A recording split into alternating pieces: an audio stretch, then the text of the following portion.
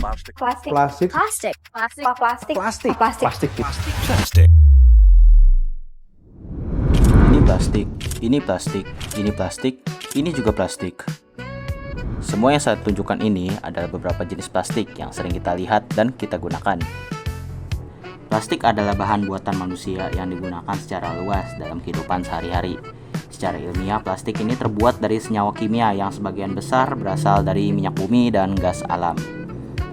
Bahan-bahan ini kemudian diproses menjadi polimer, yaitu rantai molekul yang panjang, yang dapat membuat plastik ringan, kuat, dan mudah dibentuk. For most of our history, humans used stuff we found in nature to build the things we needed. But the invention of plastic roughly 100 years ago completely changed our world. Karena sifat inilah, plastik digunakan dalam berbagai produk, mulai dari kemasan, peralatan rumah tangga, hingga kebutuhan industri dan medis. Sampai titik ini, plastik telah menjadi bahan penting dalam kehidupan modern. Ringan, murah, dan serbaguna di banyak industri.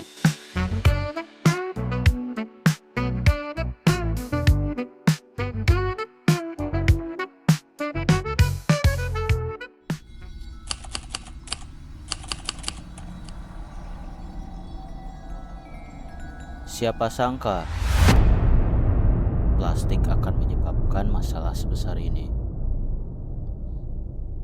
Penelitian terbaru menunjukkan bahwa puluhan juta ton limbah plastik memasuki lingkungan setiap tahunnya, dengan estimasi sekitar 57 juta ton polusi plastik global per tahun yang tersebar ke laut, sungai, dan daratan. People in Hawaii throw away over 50,000 pounds of polystyrene, of styrofoam, every single day.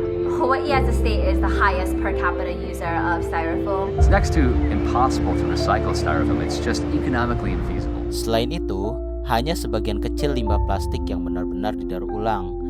Sementara, sebagian besar tetap menjadi beban lingkungan yang persisten. Karena fokus kita tadi adalah lebih mau mengolah sampah plastik tuh yang biasanya terbawa sampai ke TPA. Karena kita... Studi akademik dan ilmiah mencatat beberapa hal, yaitu kontaminasi mikroplastik di air, kemampuan bakteri tertentu untuk memecah partikel plastik, serta inovasi pemecahan limbah plastik yang menjadi bahan berguna, seperti hidrogen menggunakan katalis baru.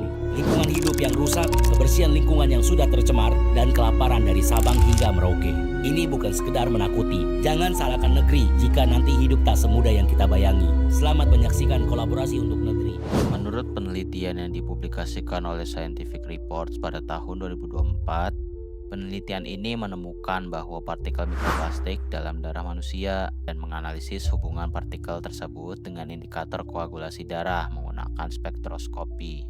Ini menunjukkan bahwa plastik bisa masuk ke peredaran manusia dan mempunyai potensi resiko kesehatan tertentu.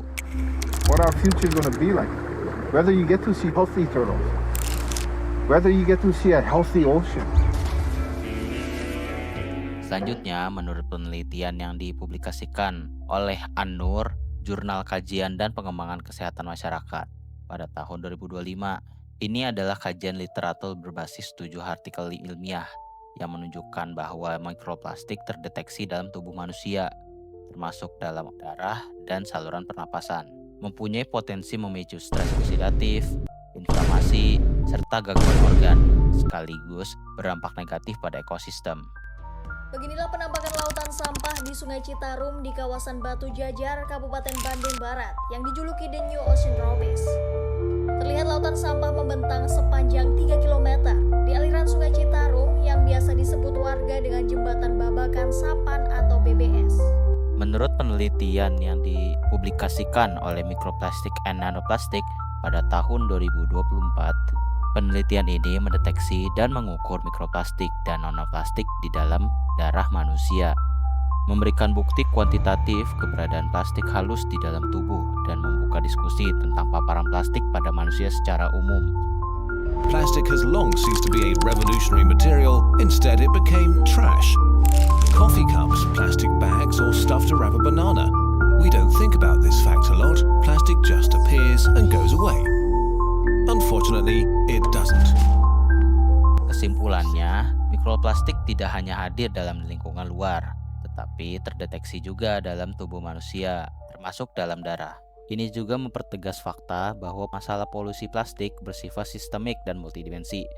Bukan hanya sekedar sampah yang kita lihat, tetapi juga partikel halus yang masuk ke rantai makanan dan tubuh manusia. Penelitian seperti ini memperkuat pemahaman ilmiah bahwa paparan plastik memiliki lintasan lingkungan ke organisme lalu ke kesehatan manusia.